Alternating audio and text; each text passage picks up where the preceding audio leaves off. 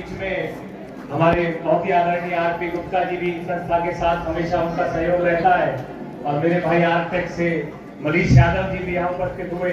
आप सबका एक बार पुनः यहाँ पधारने के लिए बहुत बहुत आभार, बहुत बहुत धन्यवाद।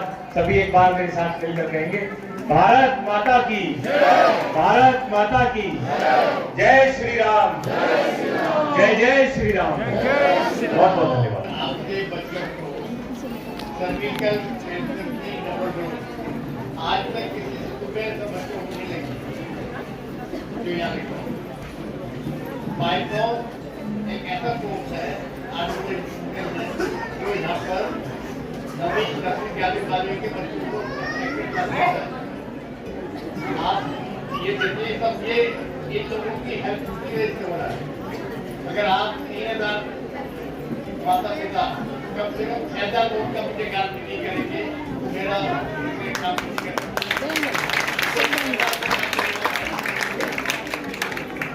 तो यहाँ पे मैं भाई ऐसे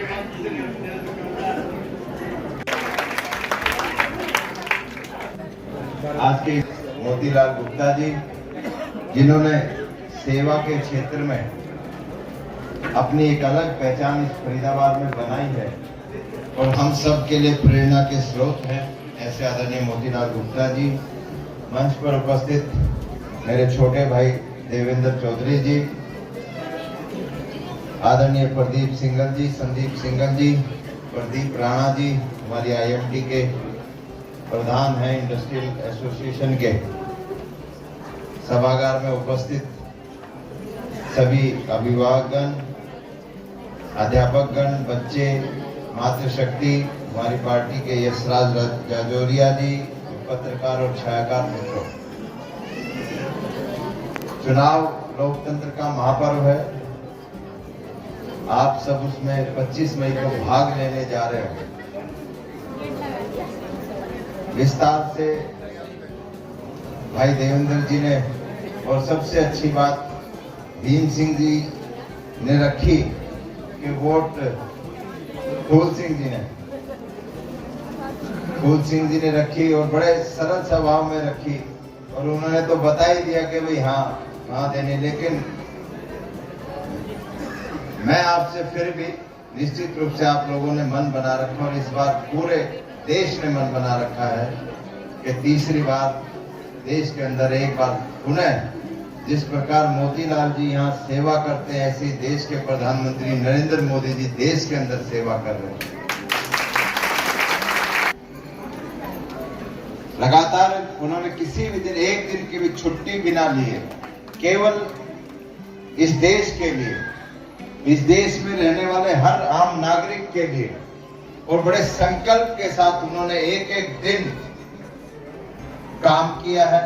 और पहले दिन जब 2014 में बनकर संसद में गए थे तो पहले ही भाषण में उन्होंने कहा था कि मेरी सरकार, भारतीय जनता पार्टी की सरकार, गरीब को समर्पित और किसान के लिए समर्पित सरकार होगी। जो उन्होंने धरातल पे करके दिखाया कि हर योजना में अगर पीछे कहीं ना कहीं सोच है तो अंतिम व्यक्ति को मुख्य धारा में लेके आने की सोच है। चाहे वो उज्ज्वला योजना हो, चाहे जनधन खाते खुलवाने की योजना हो, चाहे बीमा योजना हो, कितनी ऐसी योजना है कि बहुत छोटी छोटी बात थी। जब जनधन खाते खुले जीरो बैलेंस के, सब कहते थे कि इसकी क्या जरूरत है जीरो बैलेंस के, लेकिन एक समय आया था उन खातों का ही बड़ा लाभ मिला था। और आज अगर उस खाते हों और जिसको सरकार से सीधा लाभ मिलता है तो खाते में सीधा जाता बिना किसी कमीशन कटे। और नहीं, पहले तो जब एक समय उस समय के प्रधानमंत्री राजीव गांधी होते थे, उन्होंने कहा था मैं दिल्ली से 1 रुपया पहुंचता हूं तो फील्ड में 10 पैसे ही पहुंचते, क्योंकि बीच के 90 पैसे तो कटा के निकल जाते थे। लेकिन अब कोई छूट अगर मिलती है सरकार की तो सीधे खाते में पहुंचती है, कहीं बीच में कटने की गुंजाइश नहीं। और आपने अनुभव किया होगा, मैं कोई विकास की बात नहीं करता, विकास की बात भाई देवेंद्र जी ने भी करी, और आप महसूस भी करते होंगे कि हमारा फरीदाबाद ने भी विकास कितनी तेजी से आगे छुआ है। और अगले 5 साल तो बहुत स्वर्णिम काल देश के लिए आने वाले हैं। धारा 370 समाप्त हुई, 3 तलाक वाला मामला समाप्त हुआ, भगवान राम का भव्य राम मंदिर बन गया, हम सब लोग दर्शन कर रहे हो। आगे आने वाले 5 साल में यूसीसी अगले 100 दिन का एजेंडा है कि 100 दिन में यूसीसी इस भारत के अंदर लागू हो जाए।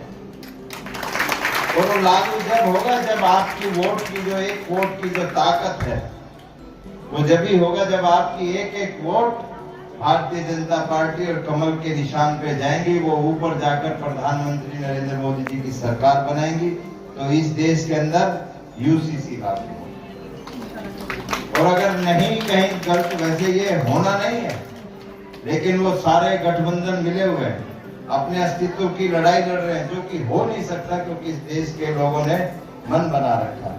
और कहीं गलती से अगर हो गया तो ये करेंगे क्या, ये सबकी आय की जांच कराएंगे और जिसका सबको एक समान करके एक वर्ग विशेष को देने का काम है। आज सेना का मनोबल कितना बड़ा है।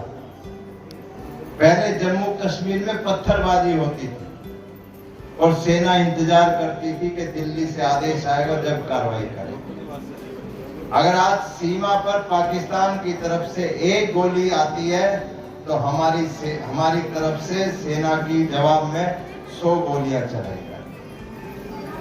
पहले क्या होता था, पहले अगर एक गोली चलती थी तो दिल्ली फोन मिलाते थे और पूछते थे जी जवाबी कार्रवाई करनी या नहीं करनी। इतनी देर में पता चलता था कि हमारे 4-5 सैनिक शहीद हो गए। आज मुंह तोड़ जवाब भारत की तरफ से दिया जाता है क्योंकि उनको पता है कि दिल्ली में मजबूत नेतृत्व बैठा है, नरेंद्र मोदी बैठा है, स्टैंडिंग ऑर्डर है कि सेना को कार्रवाई मौके पर करे। आज ना कोई सेना की तरफ पत्थर मारता है ना सीमा की तरफ देखता है। आज थोड़े दिन पहले आप सबने G20 देखा होगा, अखबार में फोटो भी छपी थी, हमारे दिल्ली में ही हुआ था। नरेंद्र मोदी जी आगे चल रहे थे और सारे देश, अमेरिका जैसे ताकतवर देश मोदी जी के पीछे चल रहे थे। ये इस देश के हर भारतवासी के लिए गौरव का क्षण है। वो कमाल आपके वोट की ताकत है जिसने पूर्ण बहुमत की मजबूत सरकार पिछले 2 बार से बनाई। तो मैं तो इतना निवेदन करता हूं कि आज कांग्रेस अपने अस्तित्व की लड़ाई है, मात्र 50 सीटों पर चुनाव लड़ रही है और 50 से नीचे ही जीतने वाली, इससे ज्यादा नहीं जीते। सरकार तक तो बहुत दूर की बात है। और आपको ये पता है कि आज अगर भारतीय जनता पार्टी को आप वोट देंगे तो कौन प्रधानमंत्री बनेगा, और कहीं गलती से कहीं दूसरी तरफ बटन दब गया तो कौन बनेगा, पता है किसी को? कहीं लालू बनेगा, कहीं राहुल बन जाए, या कहीं वो एक फारूक अब्दुल्ला जिसने अभी भाषण दिया कि ये प्रधानमंत्री जी कहते हैं कि पाकिस्तान ने कोई चूड़ियां नहीं पहनी हुई, लेकिन हमारे देश के प्रधानमंत्री कहते हैं अगर पहनी नहीं है तो पहना देंगे। ये ताकत नरेंद्र मोदी की नहीं है, ये ताकत 140 करोड़ देशवासियों की। तो मैं तो आपसे इतना निवेदन करता हूँ कि 25 मई का दिन है, गर्मी बहुत है, यहाँ भी देखो एसी चल रहे हैं, लेकिन उसके बावजूद भी सब कोई हवा कर रहा है, पंखे कर रहा है। लेकिन एक दिन गर्मी का इस देश के लिए, अपने राष्ट्र के लिए, कि कहीं राष्ट्र जो तेजी के साथ आगे बढ़ा है, हमारे भारत का गौरव जो पूरे विश्व में बढ़ा है, उस गौरव को और बढ़ाने के लिए और अपने भारत को और तेज गति देने के लिए और अपने बच्चों के लिए, भविष्य के लिए, क्योंकि भारत अगले 3 साल में तीसरी आर्थिक महाशक्ति बनेगा। आप कहोगे तीसरी आर्थिक महाशक्ति भारत बनेगा तो हमारा क्या होगा? वो कोई आंकड़ों का खेल नहीं है। उसका मतलब ये होता है कि भारत में रहने वाले हर नागरिक की पर कैपिटा इनकम बढ़ती है। और 2014 से पहले 11वें नंबर पे छोड़ के गए थे कांग्रेस। पिछले 60 सालों में 25 से 11वें पे आए थे। और 10 साल में आज 11वें से सीधा 5वें स्थान पे आज हम खड़े हैं पूरे इंटरनेशनल स्तर। और अगले 3 साल में निश्चित रूप से तीसरे नंबर की आर्थिक भाषा 25 मई को सुबह 7 से लेकर शाम 6 बजे तक का मतदान है। आपने अपनी भी, अपने आस की भी, पड़ोस की भी और अपने रिश्तेदारों की भी और कहीं आसपास जो आपके संपर्क के लोग हैं उन सब से आपने निवेदन करना कि देश हित में मतदान करने जरूर जाएं। और जो देश हित में मतदान करने जाएगा निश्चित रूप से वो अपनी वोट कमल के निशान पर ही लगाकर आएगा, निश्चित रूप से।